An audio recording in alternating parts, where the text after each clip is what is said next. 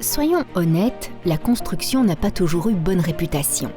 La construction, c'était souvent un travail lourd et sale et souvent pour les hommes. Avec beaucoup de déplacements pour lesquels les travailleurs devaient souvent démarrer tôt et rentrer tard chez eux. Il y a souvent eu une abondance de travail dans notre secteur. Après la Seconde Guerre mondiale, notre pays devait en grande partie être reconstruit. Les bâtiments, les maisons, les innombrables ponts et autres infrastructures ont été mis à mal et attendent d'être rénovés en profondeur. Mais nous faisions face à une pénurie de travailleurs juste après la guerre. 10 ans plus tard, à l'approche de l'Expo 58 sur le plateau du Heysel, nous faisions face au même problème, trop peu de travailleurs. Cela n'a pas empêché le secteur belge de la construction de démontrer ses capacités lors de l'exposition universelle, l'Atomium en étant la preuve éternelle. Afin d'attirer du personnel supplémentaire dans le secteur de la construction, des travailleurs venus d'Italie, de Malte et de Turquie ont été embauchés dans les années 1960 et 1970. Ils ont dû aider les entreprises de construction belges à rendre possibles les nombreuses commandes de construction de maisons, d'appartements et d'infrastructures. Vous l'avez remarqué, il y a un fil rouge dans toute cette histoire. La construction doit souvent faire face à des pénuries de travailleurs, d'où les nombreux travailleurs détachés dans notre secteur. Cependant, leur nombre a baissé depuis les 5 dernières années, de 100 000 à 57 000. En un mot commençant, car il subsiste encore beaucoup de sous-entendus, le travail détaché est parfaitement légal et régulé à l'échelle européenne.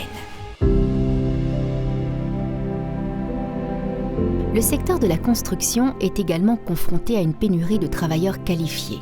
Il y a beaucoup plus de départs que de personnes qui décrochent un travail dans la construction. L'enseignement de la construction est atone et les apprentissages en alternance, dans lesquels les étudiants alternent théorie en classe et pratique sur le chantier, ont du mal à décoller. En bref, les jeunes ne sont pas assez attirés par le secteur de la construction. Et c'est dommage, car notre secteur a beaucoup changé ces dernières années. Si nous utilisons encore des briques et des pierres, les bits et les bytes font leur place petit à petit. Le secteur de la construction se numérise fortement, ce qui crée également de nouveaux profils comme le BIM manager, le pilote de drone, l'expert 3D ou le spécialiste de la VR. Le travail dans notre secteur devient plus technique et il se féminise dans le même temps. Année après année, nous voyons de plus en plus de femmes opter pour un emploi dans la construction et pas uniquement pour les emplois techniques.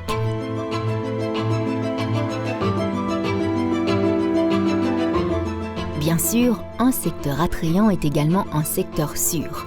Ces dernières années, le nombre d'accidents du travail dans notre secteur a diminué, mais il est toujours possible de faire mieux dans ce domaine. Chaque accident sur le chantier est un accident de trop. Ainsi, la Confédération Construction a lancé en 2019 une campagne de sensibilisation et de prévention à grande échelle www.safetymypriority.be. Cette campagne permet à tous les partenaires de la construction impliqués de signer une charte de sécurité indiquant que la sécurité est leur priorité numéro 1. Nous fournissons également un site web et un magazine trimestriel rempli de conseils concrets et de meilleures pratiques. La sécurité nous tient très à cœur. Pour renforcer l'image du secteur de la construction, nous organisons également chaque année la journée Chantiers ouverts, un événement spécial visant à mettre en évidence les compétences, l'expertise et la diversité des entreprises de construction belges. En remettant cette magnifique carte de visite, nous espérons montrer aux jeunes et à leurs parents qu'un emploi dans la construction est une expérience précieuse, passionnante et unique.